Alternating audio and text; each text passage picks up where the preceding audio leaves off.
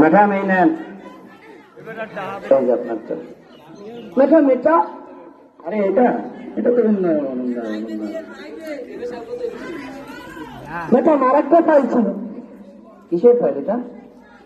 আমাদের কয়েকটা পদের জন্য কয়েকটা আবেদনপত্র ছিল এখানে মুক্তিযোদ্ধা পরিবারের কেউ আছে হ্যাঁ ম্যাডাম এরা আছে আচ্ছা ওদেরকে দিয়ে দাও চাকরি দিয়ে দাও বাকিদের মধ্যে সামর্থ্যবান কারা আছে হ্যাঁ ম্যাডাম এরা আছে হ্যাঁ এদেরকেও দিয়ে দাও চাকরি দিয়ে দাও উন্নয়ন কিন্তু ম্যাডাম এদের চেয়ে তো বাকিরা অনেক মেধাবী ও যোগ্যতা সম্পন্ন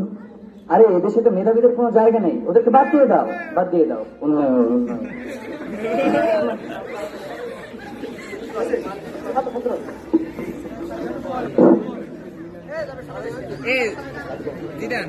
বন্ধু জীবনে পড়াশোনা করে কি করলাম একটা চাকরি পাইলাম না আর তোরা টাইমে তুই পাস করলি কিন্তু তোরা চাকরি পেয়ে গেলি তুই কেমন চাকরি পেলি বন্ধু আরে বন্ধু আমিও তো চাকরি পাইতাম না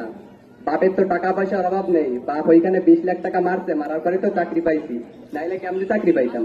তুই পেলি কেমনে দোস্ত আরে ওর কথা কওয়া লাগে ওর দাদাই তো হলো যে ইয়া মুক্তিযোদ্ধা কিন্তু এগুলো কিন্তু মানা যায় না কিছু একটা পদক্ষেপ করতে হবে এগুলোর জন্য আমরা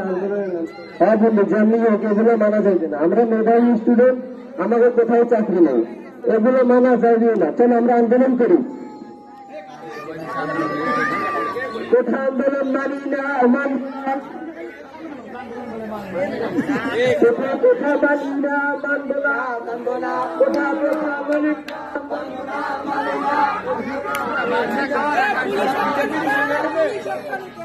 পুলিশ কই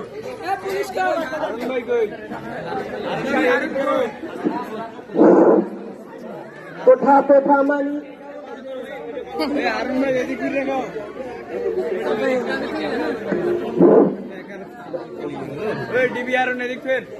ম্যাডাম ওরা তো কোথার বিরুদ্ধে আন্দোলন শুরু করেছে এখন আমরা কি করব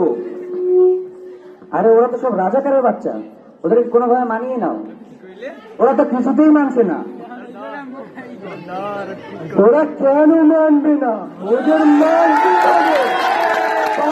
আমাদের ক্ষমতাও আমাদের মাঠও আমাদের প্লেয়ারও আমাদের বন্দুকও আমাদের গুলিও আমাদের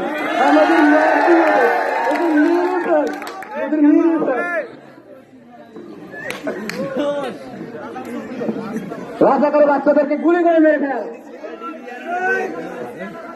আমার ভারতের মারতে হলে আমাকে আমার লাশ তাড়িয়ে দিতে হবে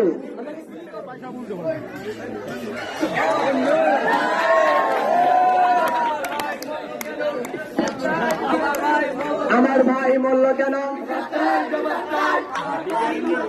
আমি কে তুমি কে আমি কে তুমি কে